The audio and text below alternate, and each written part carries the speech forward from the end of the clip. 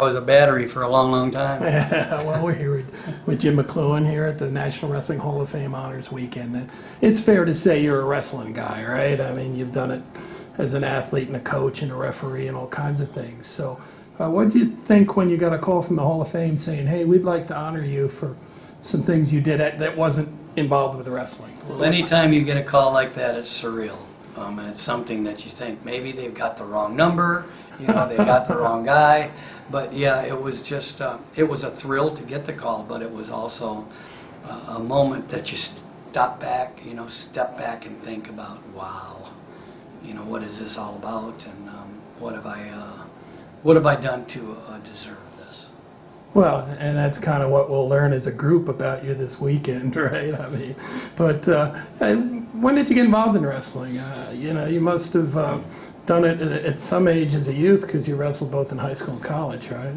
No, I didn't. No? No. I was Okay, an all-conference basketball player in high A school. hoopster. You don't have the height for a hoopster. Let me tell you what, I averaged 18 points a game. I was good at stealing the ball on a fast really? break. I was good with an outside jump shot, but we're not talking about that other game in the wintertime. We're talking about wrestling. And when I was a freshman at Olivet College, 18 years old, in the fall of 1964, they were trying to get one of the wrestling teams started there. Sure.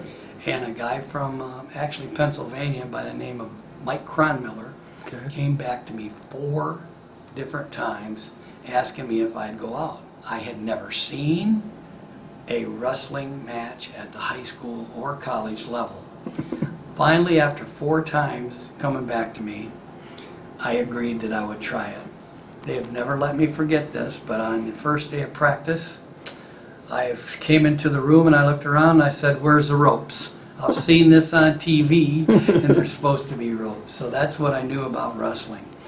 The greatest thing, I did win 2 conference titles my junior and senior year, but the greatest thing that I think about me actually deciding to be a wrestler was that I was one of the catalysts for a sport to start at Olivet College that is now one of the most outstanding, successful sports that school has. Yeah, and you were part of the people that put it together, right? I was part of a person that was a pioneer That's awesome. to get it started, and that makes me feel good. What else did you play in college? I played 4 years of football, and I wrestled for 4 What years. position? And then I was a wide receiver and a corner. On defense. That's right, both sides of the ball. And then I played baseball. I was third baseman, second baseman. That's fantastic. So you're in college, and end up in the military as a medic, right? Yeah. So how did that work? Were you drafted? Did you join? What was your route? As soon as I got my degree, I got a letter. I got my degree on June 4th. In the middle of June, I got a letter from an uncle of mine. You probably have heard of him. His name's Uncle Sam. Yep. And Uncle Sam wrote me this letter, said he'd love to have me be a part of his family. I joke about it now, but it didn't look like a joke to me. I just thought what they were trying to do is find out if certain people were in shape or this or that or the other thing, but what I found out very quickly was I was going to be drafted. And I was. And I went to basic training. This was in 1968. Okay. So raised my hand on August 29th. And actually at the end of the basic training was when I found out I was going to go to Fort Sam, Houston, Texas to become a medic. Now, draftees don't get those jobs. Yeah, how did that work out? It sounds like you had to do something to get there. Yeah, I did. Preparing to be a coach, I took kinesiology, physiology, anatomy, first aid, advanced first aid, strapping and taping, and I'm sure they looked at that and said, whoa, nothing can prepare this man for what he's going to see in Vietnam, but I think he has a step up and it may be able to help us out. So what was that world like being a medic? Because you were surrounded by some situations people just don't run into every day. I mean, well, I saw things that even the common soldier doesn't see, because when they yelled for a medic, I was the only one often that went to the scene of the accident, and the only person that has heard what I saw at those particular moments is my counselor, whom I didn't start to go and talk to until 2011 because I had been a workaholic to keep my mind off of those things. But the great part about being a medic was I called it a positive job in a negative situation because I was able to save lives. Well, and But the flip side of that is that I held 18, 19, and 20-year-olds, and I heard their last words and saw them take their last breath. Wow. So there's the pain as well as the greatness in all of that too. So when we're talking about Vietnam, and a lot of people don't really understand it because they're younger and they didn't go through that era. I was 8 when you were drafted, so we had a little bit of experience of that war because my cousins and people over there. It was a different time in our country, and you were right in the middle of a very controversial situation too. I mean, when you were serving, were you aware of what was going on back home? No, I wasn't. I didn't pay any attention. I didn't pay any attention to body count during my college years. And so I wasn't aware of all of that till I came back home from the war. And I said, oh, that's what they were talking about. I didn't watch TV much when I was in college. Of course, I was so busy as an athlete and as a student trying to get my grades and make the dean's list that I didn't pay much attention to that. But once you get there, you go there to serve your country, you go there to serve the United States Army, but once you get there, you're there to help all of your brothers get out of there alive. That's your main goal, is to get as many back home with you as you possibly can. Now that cool medal you're wearing that you received, is that the one? Is that the highest honor that we give to anyone who's It is, and served? it's not mine. It belongs to 89 men that fought in that battle. Okay. It was a band of brothers who stuck together, who were up against 2,700 NVA in BC. There was 2,000 NVA and 700 BC. And I wear this for them. I'm the caretaker.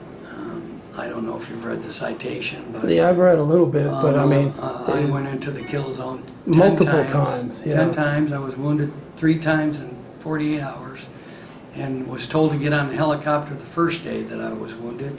And I said I would not get on because my dad had taught me that I never did anything. I should never do anything halfway. I should do it to the best of my ability, and I didn't quit until it was over with. And I'd rather be dead in a rice paddy than in a hospital and find out that one of my men died because I wasn't there to save him. So how long did you serve?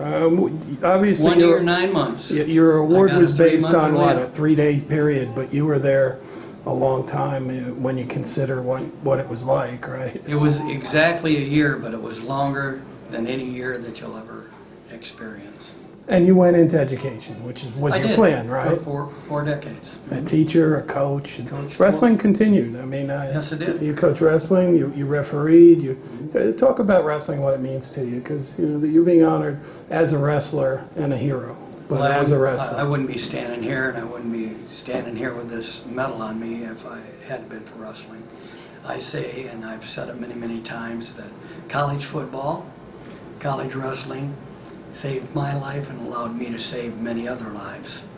And I'm not just talking about the physical part, that's great. The mental discipline that I learned from wrestling allowed me to do my job as a combat medic. I would not be standing here had I not been a person who had been in that sport up to that point in my life.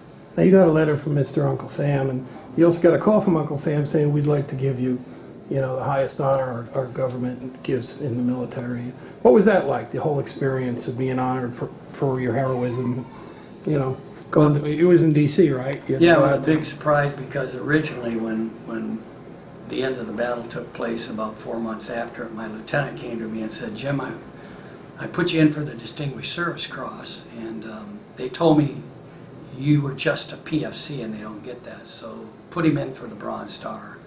And so he did. He put me in for a Bronze Star with V, and I told him at that particular point, I wasn't here to get any medals. I just want to do my duty and then get home and be a good dad, teacher, and a coach. That's what I'd like to do. So I came home, told my father and my uncle that they had discriminated against me for my particular rank, and then got on with my life, became a workaholic, and did many, many great things with great, great people around me. And Actually, then in 2009, the lieutenant went back after the Distinguished Service Cross. Took him 6 years and 4 months to get it out of the Human Relations Committee and into the Army Board of Decorations and Awards, which is where it has to be to start. Mm-hmm. So that was 7 years into the process. I should say 6 years, because by then it was 2015. Sure. A year later, a whole year without us hearing anything from anybody, we found out it had gone through the Army Board of Decorations Award and up to the Pentagon. That was in August of 2016.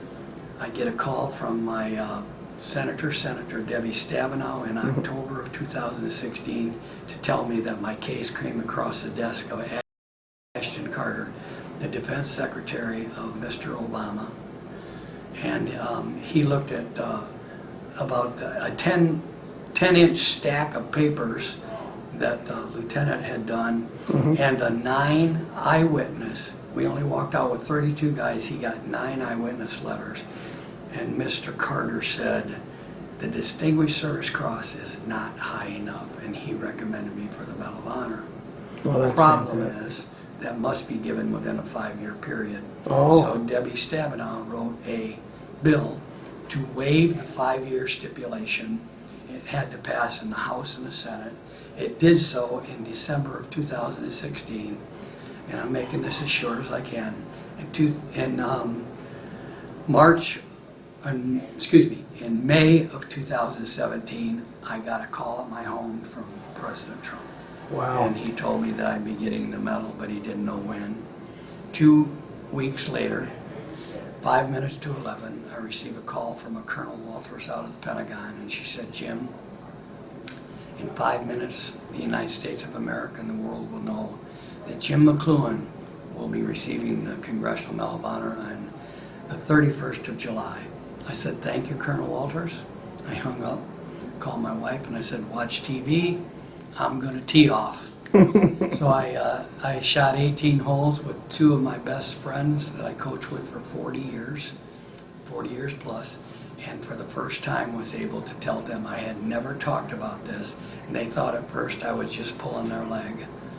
My son did not know about this until he heard it from President Trump the day that I got the medal. I'd never talked about the major battles that I had been in. And now you're used to talking about it. I still keep it much guarded. I don't tell some of the horrific things that I saw during that battle and many other battles, but now you have to talk about it, the logistics of it and so on and so forth.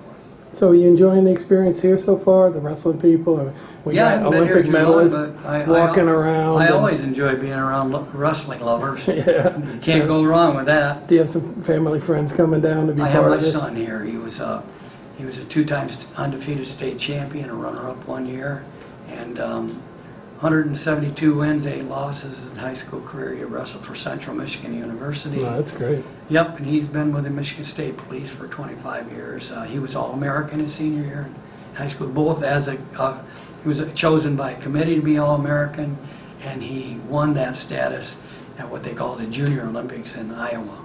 Yeah, well, fantastic. He was 7th in his weight class out of 142 that finished no more than 3rd in their state. So they're only going to give you a couple of minutes to talk tonight or tomorrow night. What kind of things are the message Yeah, I'm you're gonna going to have bring? to. I'm gonna have to sit down and outline that so that I cover things well. I'm pretty good at the type of a thing. I've given over 125 keynote speeches in the Sure. last 21 months. Yeah. I was home 4 days in March, and not too many more than that in April, and May So hasn't people looked can good sign either. you up and hear about it? I don't get to do you celebrate enjoy the holidays public? anymore. You like the public speaking? Sir, I've been doing that for a long time. So Yeah. I'm really an introvert. That might surprise a lot of people, but I've learned to be an extrovert when I have to be. And the way I look at it is I need to get some information across to someone and let them know not only who I am, but mostly who those that I served with are, and the people that I worked with in my career. They need to know that I have been a very lucky guy to have the experiences that I've had in my 73 years of living. well, we've enjoyed speaking with you. The wrestling community is very proud of you. I actually read about you in the papers because it was big news, and I heard the word wrestling was affiliated with it. We take a lot of pride when our people do well, and congratulations on your honor, and we look forward to having a great weekend together. Well, I'm glad I can share this with the wrestling world too, because you are the reason I stand here. Outstanding. Thank you, Jim. Thank you.